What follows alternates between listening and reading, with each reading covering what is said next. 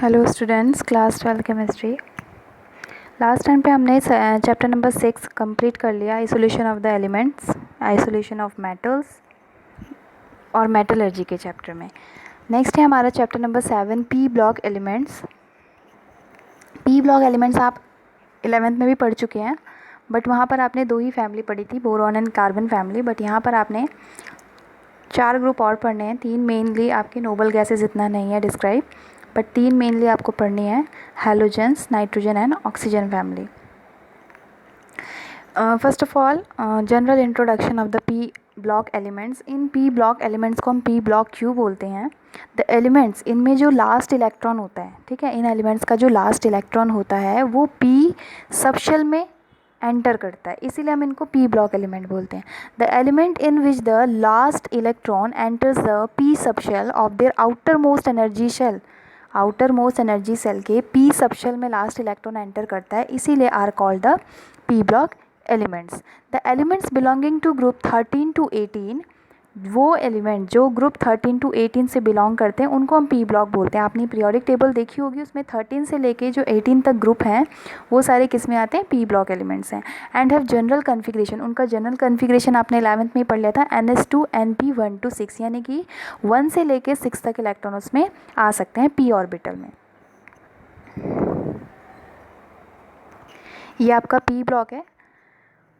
Boron family ये 13 14, जो boron है वो 13 ग्रुप है, कार्बन वाला 14, nitrogen 15, oxygen 16 group, fluorine 17 group, 18 group and 0 group is the organ या नोबल गैसेस ग्रुप। आपने पी ब्लॉक में एक खासियत ये है कि पी ब्लॉक में वर्सिटैलिटी होती है। क्या वर्सिटैलिटी का मतलब क्या है? कि इसमें 3 टाइप्स के एलिमेंट्स आपको मिलेंगे, जबकि आपने एस ब्लॉक पढ़ा है, डी ब्लॉक में आपके मेटल्स ही होते हैं और एस ब्लॉक में भी मेटल होते हैं सारे। But in case of p block इसमें मेटेलॉइड्स भी आपको मिलेंगी, नॉन मेटल्स भी मिलेंगे और मेटल्स भी मिलेंगी। जैसे आपको ये पिंक पिंक पार्ट दिख रहा होगा, and boron, carbon, nitrogen, oxygen and halogens, all halogens are the non metals. But in case of aluminium, gallium, indium, titanium, ये सारे आपके मेटल्स होते हैं, ठीक है। और जर्मेनियम, टेन, सब एंटीमनी, आर्सेनिक, ये सब आपके मेटेलॉइड्स में आते हैं।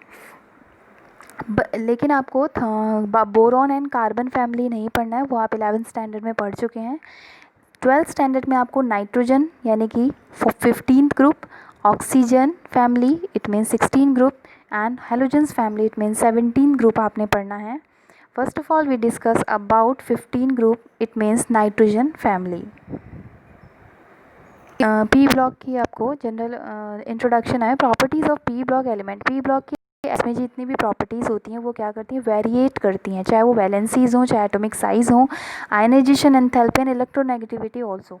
The importance of p block की इंपॉर्टेंस क्या है? दैट द इंक्लूड, जो मैंने आपको बताया कि उसमें क्या है, 3 टाइप्स के एलिमेंट्स आपको मिलेंगे, metals, non metals and metalloids.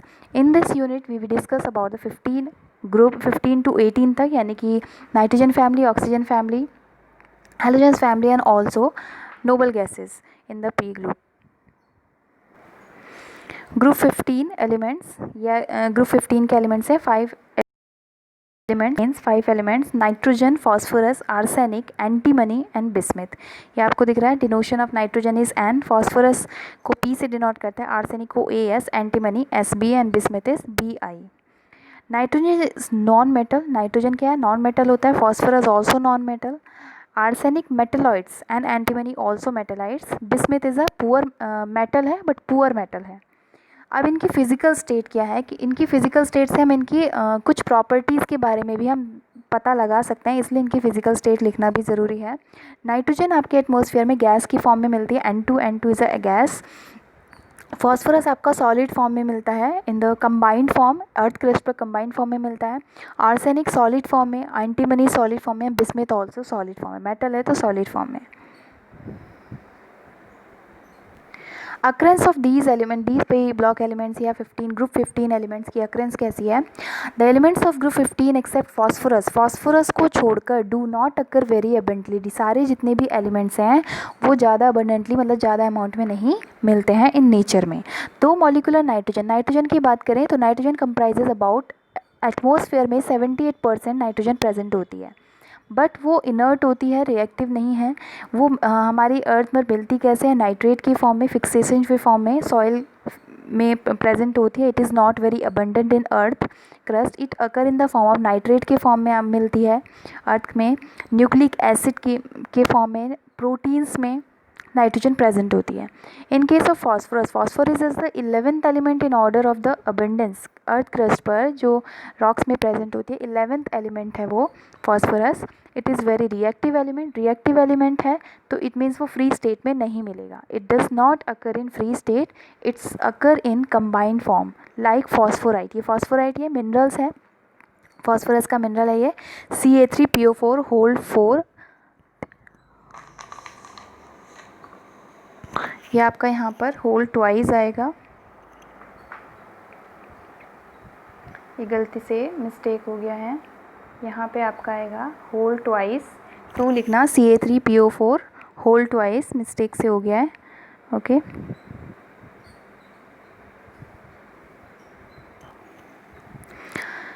Large deposit of phosphate, phosphate rock are located in mostly कहाँ पर, नॉर्थ अमेरिका और नॉर्थ अफ्रीका में मिलती है। And the phosphate rocks are mainly found in Rajasthan, phosphate rock आपको राजस्थान में भी मिलती है। एंड फॉस्फोरस इज एसेंशियल, हमें पता है कि फॉस्फोरस हमारे लिए कितना इंपॉर्टेंट है for our life as a structural material. Structural material है इन बोथ, चाहे एनिमल हो चाहे वो प्लांट हो। It is present in bones, bones में प्रेजेंट होता है phosphorus as well as the living cell. About 60% bones, 60% bones and teeth, teeth also. Ca3 जो PO4 मैंने फॉस्फोराइट अभी जो लिखाया इस फॉर्म में होता है Ca3PO4 whole twice. It also occur in nucleic acid में, RNA और DNA में ये प्रेजेंट होता है फॉस्फेट के फॉर्म में, which control the hereditary effect को कंट्रोल करता है and which are vital importance of the production of energy in the cell. अगर हम और एलिमेंट्स की बात करें, जैसे फॉस्फोरस इसेंशियल लिविंग सेल में प्रेजेंट होता है, और एलिमेंट जैसे कि arsenic, antimony, Sb, bismuth, Bi are not very abundant in nature, ये अबंडेंटली नेचर में नहीं मिलते हैं। मेनली इस चैप्टर में हमने नाइट्रोजन एंड फॉस्फोरस के बारे में पढ़ना है ग्रुप फैमिली 15 के अंदर, ठीक है। तो general characteristics of the group 15 element, 15 जो ग्रुप है उसकी जनरल कैरेक्टरिस्टिक्स क्या है। सबसे पहले हम बात करेंगे इलेक्ट्रॉनिक कन्फिग्रेशन की, and what is about the electronic configuration. General electronic configuration होता है NS2Np126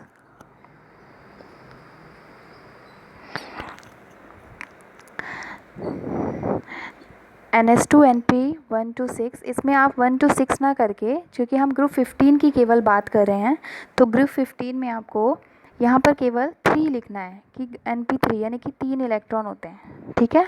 NS2Np3 3 इलेक्ट्रॉन्स होते हैं किसमें, ग्रुप 15 में, ठीक है। NS2Np1 to 6 तो पूरे P ब्लॉक के लिए ही होता है, बट इन केस ऑफ केवल हम 15 ग्रुप की बात करें तो उसमें NS2Np3 यानी कि हम 3 लिख सकते हैं। अगर 1 to 6 भी लिख रहे हैं तो भी गलत नहीं है, बट 3 लिख सकते हैं, क्योंकि हमें पता है कि जो ग्रुप 15 जो पूरा ग्रुप है उसमें जितने भी एलिमेंट्स होंगे उसमें P में 3 इलेक्ट्रॉन होंगे, ठीक है।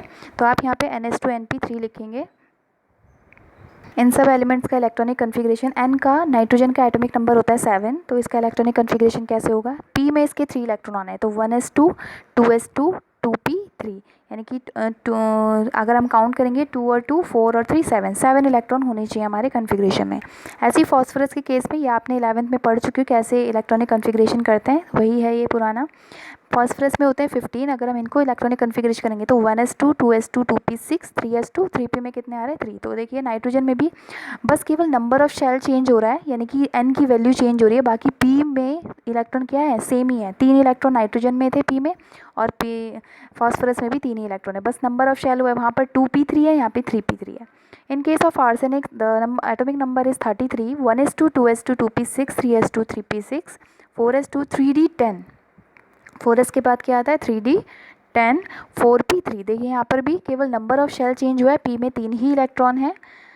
ऐसे ही एंटीमनी की बात करें 51, the atomic number is 51। Electronic configuration of the antimony is 1s2 2s2 2p6 3s2 3p6 4s2 3d10 4p6 5s2 4d10 5p3। इसमें भी देखिए नंबर ऑफ शेल चेंज जो है 5 हुआ है और बाकी p में जो इलेक्ट्रॉन है वो 3 ही हैं। तो हम ये कह सकते हैं इनका जो जनरल कन्फिग्रेशन है इलेक्ट्रॉनिक वो क्या है NH2NP3, इसलिए मैंने वहाँ 3 लिखवाया क्योंकि सब में क्या है जितने भी एलिमेंट होंगे नाइट्रोजन फैमिली में सब में p ऑर्बिटल में 3 इलेक्ट्रॉन होंगे। ऐसे ही हम बिस्मिथ की बात करें 83 होता है इसका electron atomic number, 1s2 2s2 2p6 3s2 3p6 4s2 3d10 4p6 5s2 4d10 5p6 6s2, उसके बाद 4f 14 5d10 6p3। तो p में इसमें भी नंबर ऑफ शेल चेंज हो, बाकी p में 3 ही इलेक्ट्रॉन है। तो इसका जनरल कन्फिग्रेशन जो है वो NH2NP3 होता है, यानी p में लास्ट इलेक्ट्रॉन जो हो गए वो p में कितने होंगे 3 होंगे। नेक्स्ट है B atomic and physical property. पहली प्रॉपर्टी हमने पढ़ी कि उसका इलेक्ट्रॉनिक कन्फिग्रेशन, सेकंड है एटॉमिक एंड फिजिकल प्रॉपर्टी। इसमें अलग अलग प्रॉपर्टीज़ हम पढ़ेंगे। पहली प्रॉपर्टी है atomic and ionic radii. On going down, जैसे जैसे हम ग्रुप में नाइट्रोजन से बिस्मिथ की तरफ जाते हैं, ऊपर से टॉप टू बॉटम जाते हैं, the atomic radii increases with increase in atomic number. Atomic radii increase करती है, क्यों करती है? क्योंकि एटॉमिक नंबर इंक्रीज कर रहा है। जितना ज़्यादा मॉलिक्यूल एटॉमिक नंबर बढ़ता जाएगा, यानी कि मॉलिक्यूल जो एटम है हमारा क्या हो रहा है, बड़ा हो रहा है, तो उसके बीच की न्यूक्लियस से इलेक्ट्रॉन के जो बीच की डिस्टेंस है वो भी ज़्यादा होती रहेगी। इसीलिए क्या बोल रहे हैं कि increase the atomic number increase कर रहा है, यानी कि p की वैल्यू बढ़ रही है, n की वैल्यू बढ़ रही है, नंबर ऑफ शेल बढ़ रहा है, तो इट मीन्स एटॉमिक रेडियस भी बढ़ेगी। रीज़न क्या है? Due to increase in number of shell, वही लिखा है इन्होंने भी, number of shell because of addition of new principal cell, क्योंकि नंबर ऑफ शेल n की वैल्यू इंक्रीज कर रही है।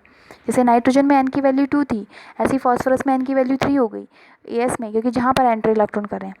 इनकी एटॉमिक रेडियाई लिखिए और ionic radius, element nitrogen phosphorus arsenic antimony and bismuth. Atomic radius nitrogen की कितनी है 70, फॉस्फोरस की 110, आर्सेनिक की 121, एंटीमनी की 141 एंड बिस्मिथ की 140। आप देख रहे हैं कि नाइट्रोजन से बिस्मिथ, यानी कि टॉप में होता है नाइट्रोजन, बिस्मिथ होता है नीचे बॉटम में, तो ऊपर से नीचे जाने पर जो हमारी एटॉमिक रेडियस है वो क्या करिए इंक्रीज़ करिए, because the number of shell increases in the atom. Number of shell जो है वो इंक्रीज़ कर रहे हैं, एटॉमिक नंबर इंक्रीज़ कर रहे हैं, नंबर ऑफ शेल इंक्रीज़ कर रहे हैं, इसीलिए हमारा एटॉमिक रेडियाई भी इंक्रीज़ कर रहा है, क्योंकि न्यूक्लियस से जो इलेक्ट्रॉन के बीच की जो डिस्टेंस है वो इंक्रीज़ कर रही है, वो होती है atomic radius.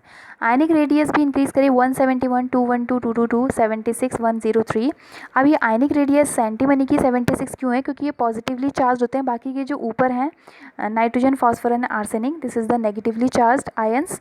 Negatively charge ion की जो आयनिक रेडियस होती है वो ज़्यादा होती है in comparison to positive ion. तो ऐसी एज एंटीमनी हो और बिस्मिथ हो, इनकी जो आयनिक रेडियस है वो कम होती है। Second is ionization enthalpy. Ionization enthalpy, ऊपर से नीचे जाने पर on going down the group the ionization enthalpy decreases. जब हम नाइट्रोजन से बिस्मिथ की तरफ जाएंगे ऊपर से नीचे की तरफ, तो आयनाइजेशन एंथैल्पी क्या होती है? डिक्रीज़ करती है, because the atomic size increase, क्योंकि एटॉमिक साइज़ इंक्रीज़ कर रहा है। एटॉमिक साइज़ इंक्रीज़ करने का मतलब क्या है कि जो इलेक्ट्रॉन है वो न्यूक्लियस से बहुत दूर होता जा रहा है, यानी कि उनके बीच का अट्रैक्शन जो है वो कम हो रहा है। तो हम जो दूर है इलेक्ट्रॉन न्यूक्लियस से, तो उनके बीच में अट्रैक्शन कम होने की वजह से उसे आसानी से हम बाहर निकाल सकते हैं। आसानी से बाहर निकालने का मतलब है उसे निकालने के लिए हमें कम एनर्जी लगानी पड़ेगी, ठीक है। तो इसीलिए जैसे जैसे हम ऊपर से नीचे की तरफ नाइट्रोजन से बिस्मिथ की तरफ जाएंगे तो आयनाइजेशन एंथैल्पी डिक्रीज़ करेगी, क्योंकि उनके बीच में अट्रैक्शन कम होता जाएगा, एटॉमिक साइज़ इंक्रीज़ कर रहा है। जैसे हम यहाँ पे लिखा भी है, नाइट्रोजन के केस में नाइट्रोजन का एटम छोटा है, उसका क्या है एटॉमिक साइज़ कम होता है। तो एटॉमिक साइज़ कम होने की वजह से जो न्यूक्लियस और इलेक्ट्रॉन के बीच की जो डिस्टेंस है वो कम होगी, यानी कि अट्रैक्शन ज़्यादा होगा। तो उसके इलेक्ट्रॉन को बाहर निकालने के लिए मुझे ज़्यादा एनर्जी की ज़रूरत पड़ेगी, यानी कि अबाउट 4577 इतनी एनर्जी किलोजूल पर मोल में लगानी पड़ रही है उसके इलेक्ट्रॉन को रिमूव करने के लिए। इट मीन्स आयनाइज करने के लिए उसने इतनी एनर्जी लग रही है। ऐसे हम बात करें बिस्मिथ जबकि बॉटम में नीचे में, तो उसका क्या है एटॉमिक साइज़ बड़ा है, एटॉमिक नंबर बड़ा है, तो क्या एटॉमिक साइज़ भी बड़ा होगा। तो न्यूक्लियस से इलेक्ट्रॉन के बीच की जो डिस्टेंस है, जो आउटर मोस्ट इलेक्ट्रॉन है, उसको बाहर निकालने को ही जितनी एनर्जी हम देते हैं उसे आयनाइजेशन एनर्जी कहते हैं। तो उनके बीच का जो डिस्टेंस है outer most electron and nucleus के बीच का जो डिस्टेंस है वो ज़्यादा है, गैप ज़्यादा है। गैप ज़्यादा होने की वजह से अट्रैक्शन कम है उन दोनों के बीच में, तो उस इलेक्ट्रॉन को हम आसानी से बाहर निकाल सकते हैं। तो उस आसानी से जब बाहर निकाल सकते हैं, इट मीन्स उसमें एनर्जी कम लगेगी। इसीलिए बिस्मिथ की जो आयनाइजेशन एंथैल्पी है, उसे आयनाइज करने के लिए जो एनर्जी लग रही है वो 2466 है। तो इसलिए हम कह रहे हैं कि एटॉमिक साइज़ इंक्रीज़ करेगा तो आयनाइजेशन एंथैल्पी डिक्रीज़ करेगी। यहाँ पे आपको एलिमेंट की दे भी रखी है, नाइट्रोजन की ionization enthalpy 4577 in kilo joule per mole में है। जो ये आयनाइजेशन एंथैल्पी आपको गिवन है किलो जूल पर मोल में। फॉस्फोरस की 2910, आर्सेनिक की 2736, एंटीमनी की 2443 एंड बिस्मिथ की 2466। ये पूरा आपकी दो ही प्रॉपर्टीज़ आज हमने डिस्कस करी है, atomic and ionic radii and second is ionization enthalpy. Next हम ले लेंगे इलेक्ट्रोनेगेटिविटी किस तरीके से वेरी करती है इन दिस ग्रुप। इसमें से आपको कुछ भी डाउट हो, ना आया हो समझ में, तो आप पूछ सकते हैं।